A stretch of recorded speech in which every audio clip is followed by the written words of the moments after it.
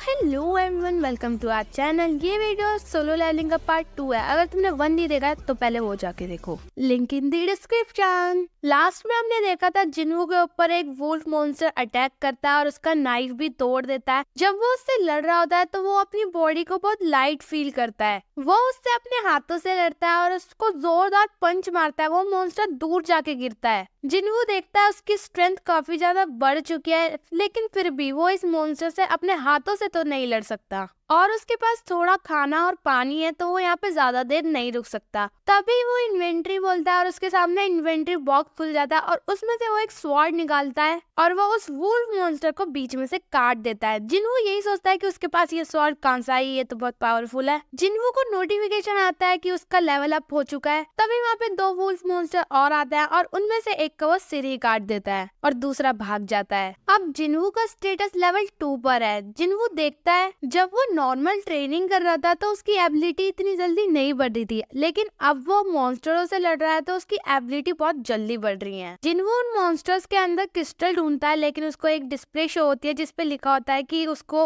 उन मॉन्स्टर्स का एक दांत मिला है जिनको वो सेल कर सकता है और वो सेल कर भी देता है और उसके बदले में उसे 20 गोल्ड कॉइन मिलता है। अब जिन्हू ये सोचता है कि इन 20 गोल्ड कॉइन की कीमत असलियत में क्या होगी। बेशक ये एक ई रैंक डेंजन है, लेकिन 20 गोल्ड कॉइन काफी कम है। बस एक बार टेलीपोर्टेशन स्टोन मिल जाए फिर वो यहाँ से जा सकता है, क्योंकि यहाँ के डेंजन बॉस काफी खतरनाक होगा। लेकिन उसकी एबिलिटी ऐसी बढ़ती नहीं तो वो उस डेंजन बॉस को भी हरा देगा।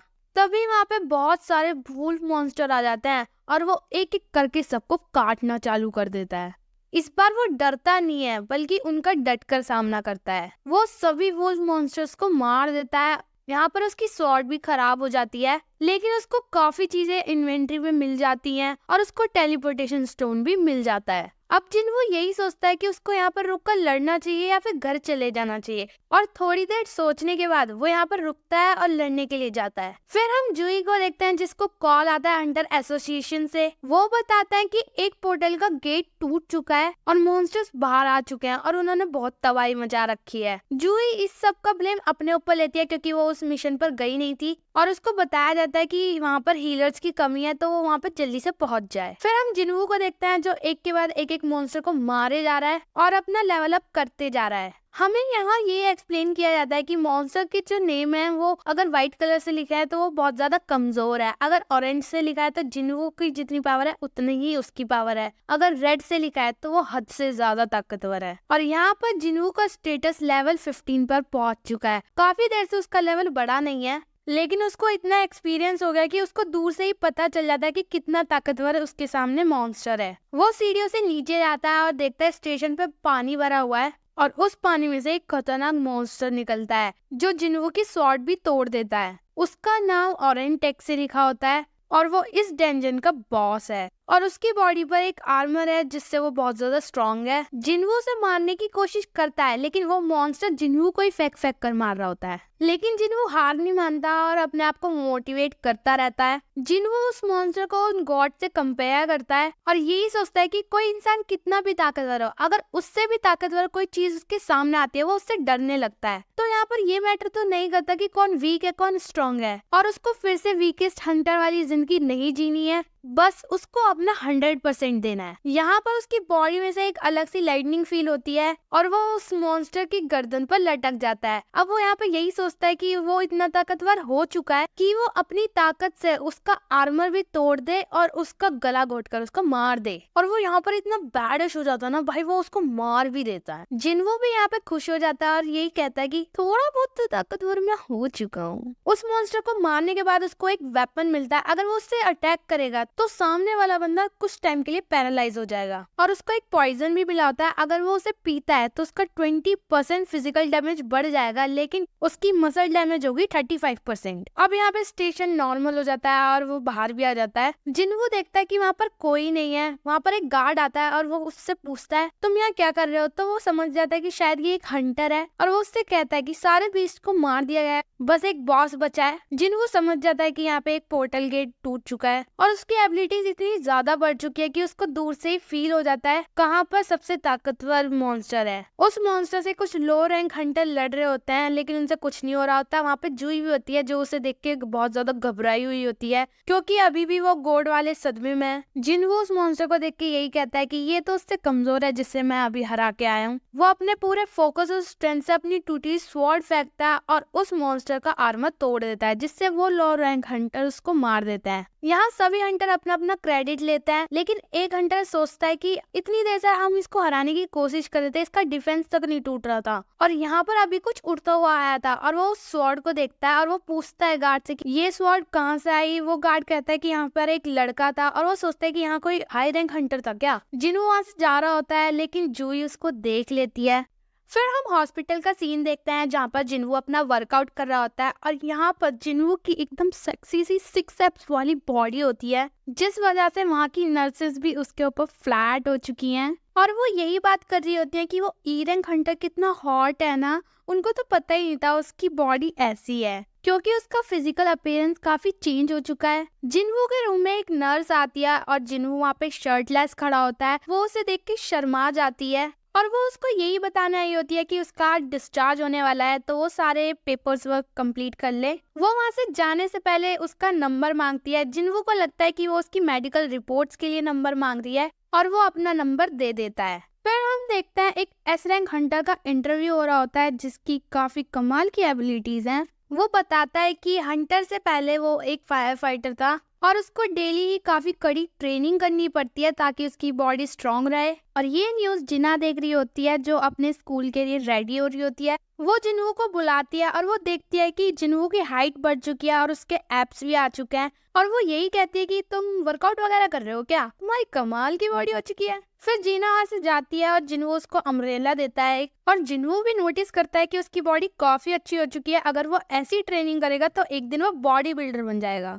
उसने अपने आज के सारे गोल कंप्लीट कर लिए सिवाय रनिंग के। वो यही सोचता है कि रनिंग वो बाद में करेगा आज और उसके कुछ पॉइंट्स होते हैं जो उसने अभी तक एलोकेट नहीं करे हैं। वो यही सोच रहा होता है वो इन पॉइंट्स को कहाँ यूज करे, अपनी स्ट्रेंथ पर या अपनी एजिलिटी पर। तभी उसके लैंडलॉर्ड का कॉल आता है क्योंकि जिन्हू ने काफी टाइम से रेंट पे नहीं करा है तो वो यही सोचता है कि अब तो वो थोड़ा ताकतवर हो चुका है तो रेंट पे करना तो कोई बड़ी बात नहीं है, लेकिन उसको और पैसे कमाने के लिए हाई रैंक डंजन में जाना पड़ेगा। बट अभी वो एक लोअर रैंक हंटर है तो उसको हाई रैंक डंजन्स में जाने के लिए कुछ कॉन्टेक्ट्स चाहिए होंगे। फिर वो अपने सारे गोल्स कंप्लीट कर लेता है और वो एक हंटर ग्रुप से मिलता है जिसका लीडर होता है ह्योंग डोंग सुक। अब जिन्हू एक ई रैंक हंटर है तो उसके ग्रुप मेंबर उसका मजाक उड़ाते हैं। डोंग सुक उससे माफी मांगता है और कहता है कि इस डंजन में जाने के लिए सी रैंक हंटर होने चाहिए आधे और टोटल 8 लोगों की जरूरत है। तुम्हें लड़ने की कोई जरूरत नहीं है, बस तुम हमारा सामान उठा लेना। जिन्हू देखता है कि वो बिना हीलर्स के अंदर जा रहे हैं तो वो उससे यही कहते हैं कि उनको हीलर की जरूरत नहीं है, वो खुद मैनेज कर लेंगे, वो काफी स्ट्रांग हैं।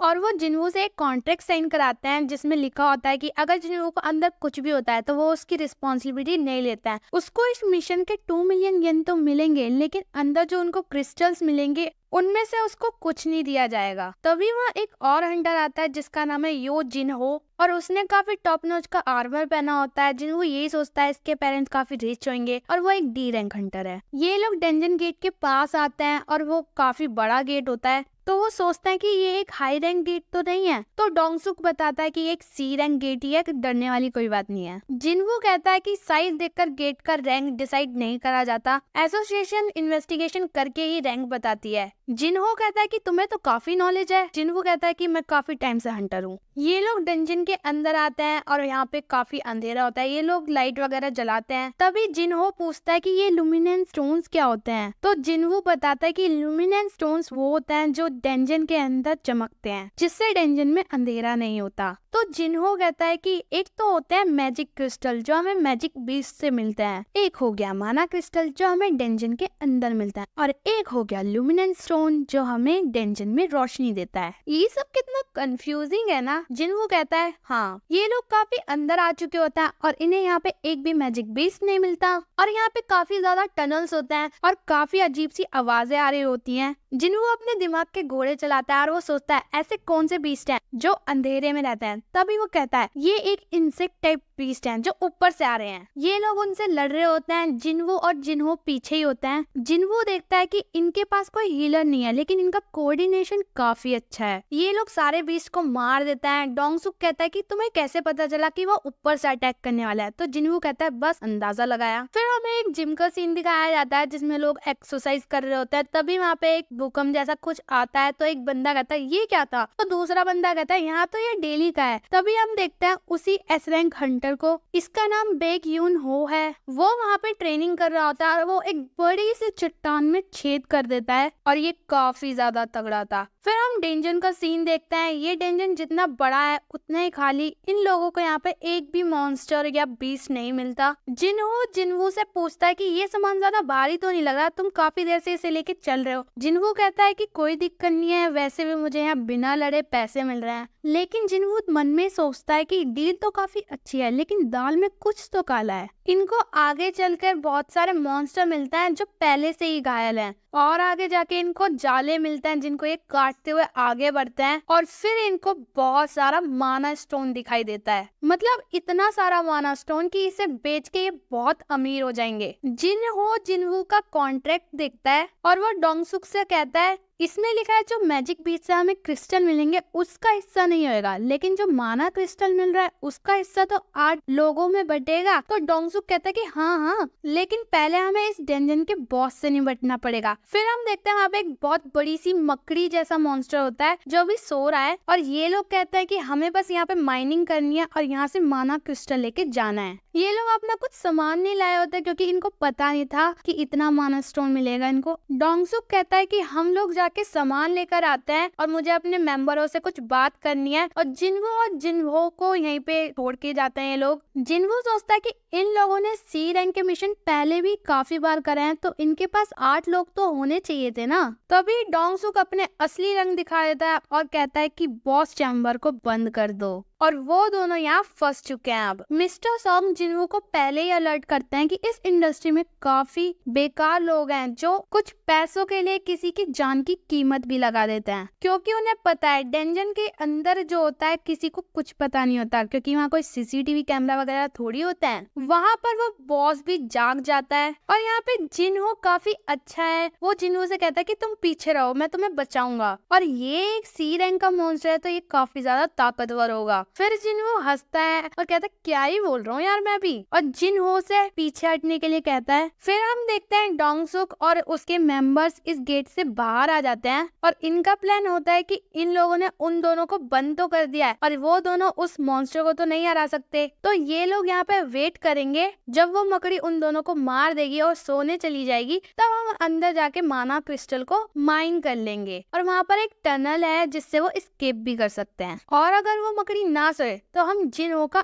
आर्मर लेकर आ जाएंगे, क्योंकि वो भी काफी महंगा है। फिर हम जिनवो और जिनहो को देखते हैं। जिनवो अपना वेपन निकाल के जिनहो के आगे खड़ा होता है, और जिनहो कहता है ये तुम क्या कर रहे हो? तुम्हें पता नहीं सी रैंक का मॉन्स्टर है, इसे हराने के लिए बी रैंक या फिर सी रैंक का हंटर होना चाहिए यहाँ। तो जिनवो सोचता है कि उसने अभी तक जितने भी मॉन्स्टर को मारा है वो इससे कमजोर थे, लेकिन वो पीछे नहीं हटेगा, वो अपना 100% देगा, और वो उस मॉन्स्टर पे अटैक करने लग जाता है। उस पे कंटिन्यूसली अटैक कर रहा होता है, लेकिन उसको कुछ नहीं हो रहा होता क्योंकि उसका आर्मर काफी हार्ड है। जिनहो जिनवू को देखकर काफी शॉक हो जाता है, अरे भाई क्या बंदा है, इसकी मूवमेंट, ये एक ई रैंक हंटर तो नहीं हो सकता। और वो सोच रहा होता है कि मैंने सुना है कुछ लोगों की मैजिकल पावर काफी ज्यादा होती है, लेकिन वो अपनी रैंक लो करवा लेते हैं क्योंकि उनको खून बहाने में काफी मजा आता है। वो पता नहीं क्या क्या सोच रहा होता है जिनवू के बारे में। दूसरी तरफ हमें जिनचुल का सीन दिखाया जाता है जो एक हंटर के साथ होता है जो ओल्ड है लेकिन पावरफुल है बहुत ज्यादा, और जिनचुल उनसे रिक्वेस्ट करता है कि आप मेरे साथ एक मैच कर सकते हैं, मेरी ट्रेनिंग प्रैक्टिस हो जाएगी, और वो हंटर हाँ कर देता है। और यहाँ जिनवू के स्टैट्स बताते हैं कि वो काफी ज्यादा थक रहा है, अगर ऐसे ही चलता रहा तो वो इस मॉन्स्टर को नहीं हरा पाएगा, उसको जल्द से जल्दी इस मॉन्स्टर का वीक पॉइंट ढूंढना पड़ेगा। जिनवू उसका वीक स्पॉट ढूंढ लेता है, और वो मॉन्स्टर अपने मुंह से एक एसिड टाइप कुछ फेंकता है जिससे जमीन भी गल जाती है। जिनवू अपनी डैश स्किल का यूज करता है और उसके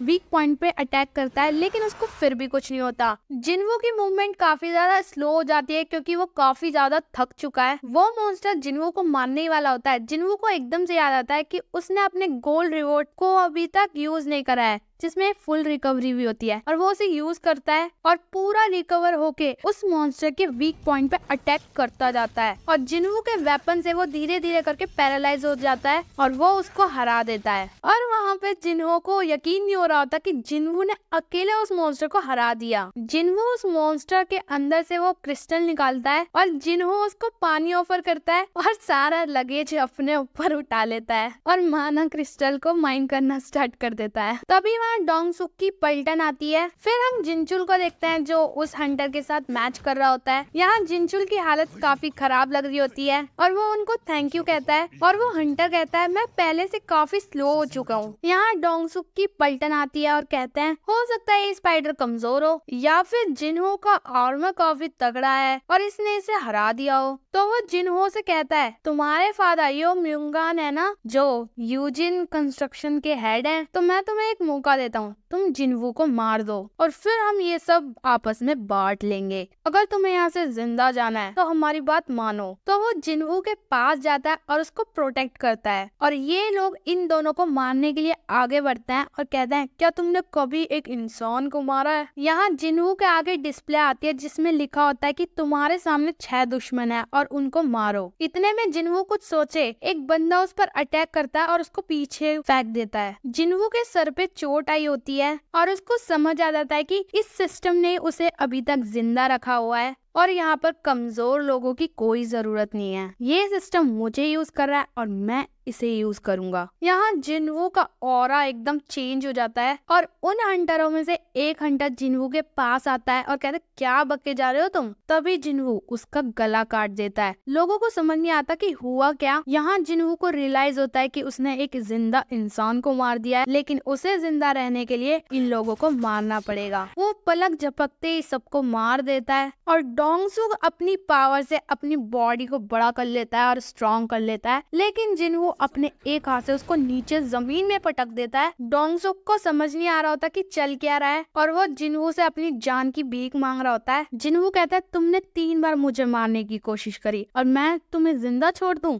डोंग सुक चिल्लाते हुए कहता है तुम्हें पता है मेरा भाई कौन है। इतने में जिन्वू उसकी गर्दन काट देता है और फिर ये डेंजन यहाँ से टूटना चालू हो जाता है और ये लोग बाहर आ जाते हैं। यहाँ एक असिस्टेंट होती है जिसको रिपोर्ट मिल जाती है और पता चलता है कि सारे लोग मर चुके हैं, बस 2 लोग जिंदा वापस आए हैं। और वो उन दोनों को देखकर कहती है कि जरूर जिन्होंने उसको मारा होगा और ये ई रैंक का हंटर छुपा होगा। यहाँ पर बारिश होना चालू हो जाती है और जिन्वू कहता है सही है, मैंने जिना को अम्ब्रेला ले जाने के लिए कहा। फिर हमें एक तगड़े से बंदा दिखाया जाता है। अब ये बंदा कौन है पता नहीं, आगे पता चलेगा। तो इस वीडियो में इतना ही। आगे की स्टोरी नेक्स्ट वीडियो में आएगी तो सब्सक्राइब कर लेना। अभी अपन चला, बाय बाय।